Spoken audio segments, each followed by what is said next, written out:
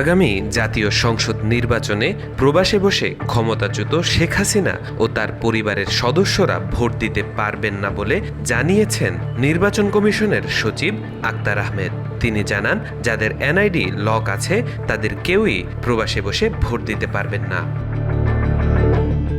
EC সচিব আক্তার আহমেদ বলেছেন, আগামী জাতীয় সংসদ নির্বাচনে প্রবাসে বসে ক্ষমতাচ্যুত শেখ হাসিনা ও তার পরিবারের সদস্যরা ভোট দিতে পারবেন না। তিনি বলেন, যাদের এনআইডি লক আছে তাদের কেউই প্রবাসে বসে ভোট দিতে পারবেন না। বুধবার নির্বাচন ভবনে সাংবাদিকদের তিনি একথা বলেন।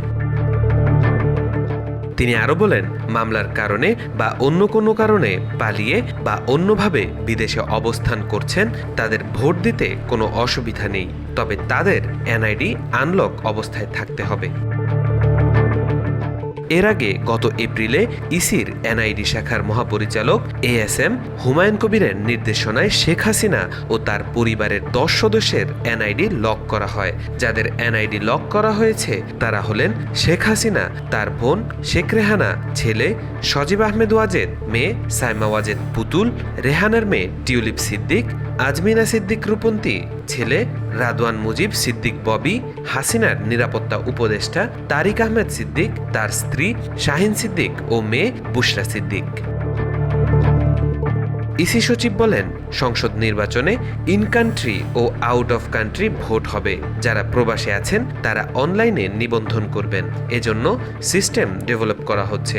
শেখ হাসিনা ভোট দিতে পারবেন কিনা জানতে চাইলে তিনি বলেন, ওনার তো এনআইডি লক আছে, যাদের এনআইডি লক আছে তারা ভোট দিতে পারবেন না।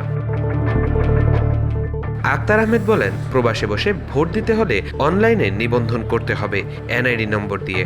এক্ষেত্রে পাসপোর্ট নয়, এনআইডি বাধ্যতামূলক হবে। তাই যার এনআইডি লক থাকবে তিনি কি করে অনলাইনে নিবন্ধন করবেন? তিনি তো পারবেন না। যারা এনআইডি দিয়ে নিবন্ধন করবেন তারাই কেবল এই সুযোগ পাবেন।